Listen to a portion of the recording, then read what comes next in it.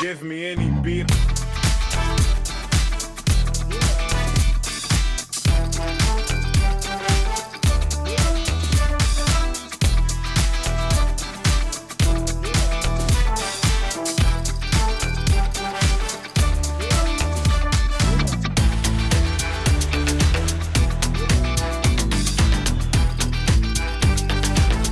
Well, as you guys could see, they had a decent amount of stuff. I mean, nothing spectacular that, the decent stuff I already had. But I did run across, as you saw, another Kenneth Cole Mankind flanker. Now, Mankind Unlimited is hands down my favorite. It's a watery, spiced orange, beautiful, beautiful fragrance. Hero's solid. The original's pretty good too, but I don't know, just something about the color blue. And, all of the line, three of the other ones that I have so far being just pretty good to, really good. I have high hopes for this, so I figured I'd pick it up. It's 100 ml for 25 bucks. Figured why not? I mean, we were out and about, grabbed some other things, and saw it, and we're going to bust it open and check it out. And here we are. Nice clear sky blue colored juice. I'll move to the side. You can see it a bit better against my white shirt. Big 100 ml bottle. Don't know what the notes are. Didn't look. Just went ahead and bought it based off of thinking there's a chance I might like it because of the other one. So nothing on this hand. Two good sprays. Familiar. Fresh citrus. It's like a grapefruit kind of smell.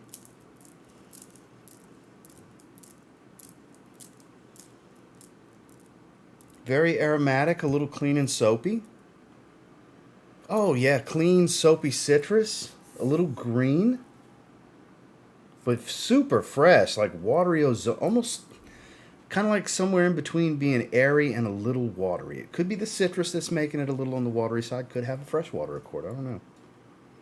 They have used it in the line. The Unlimited Flanker has a freshwater accord. Aquatic notes, as they called it.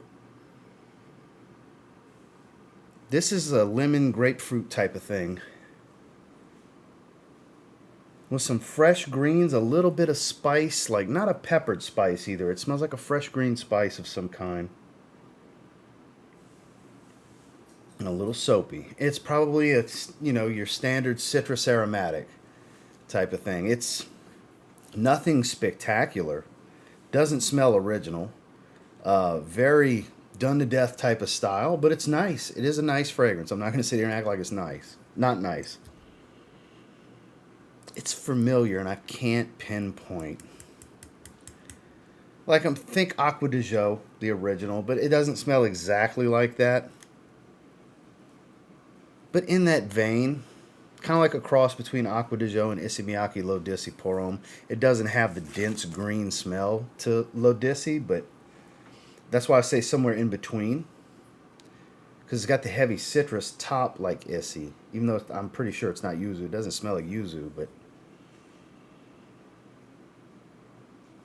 it's solid. It's not going to be some glaringly super high rating, but it is a solid fragrance. Let's pull up these notes. A few minutes later. So here we go. Accords are, it's actually pretty highly rated. Not a lot of ratings, but pretty highly rated on Parfumo. Green, fresh, woody, spicy citrus. It's pretty much exactly how I described it. It doesn't list aromatic, but very aromatic. So French clary sage, Indonesian nutmeg, Italian mandarin orange. I'm kind of surprised it's not a lemon or a grapefruit. It doesn't smell all that orangey to me. But the clary sage, there's an aromatic, there's some spice. Heart notes of pink American pink pepper, Canadian fir balsam, Cap Snow Bush. Don't know what the hell that is, but there's more green. There's more aromatic and a little sweet spice, if you will. Then Atlas Cedar, Dominican Amorous, and then Haitian Vetiver. So a bunch of woodiness in the base. According to this, similar to Versace Pour Homme. I can get a little bit of that. I can get down with that. That makes sense. Let's check Troll Grantica real quick. Woody, aromatic, fresh, spicy citrus, about the same. Same note breakdown. It says rosemary instead of cap snow bush, so I guess the cap snow bush is rosemary. That makes sense, though, that green spice I was talking about. That makes a ton of clary sage, nutmeg, fir balsam, pink pepper, rosemary. There's the green spice. There you go. All sorts of it. And here they're saying Chrome Eau de Parfum, Aqua de Jo, the original, Light Blue, Eternity Aqua, Michael Kors Extreme Blue. I can kind of get where they're coming from with that. That does make sense. That's a great fragrance, by the way. Those of you that have never tried Michael Kors Extreme Blue, that is a great fragrance.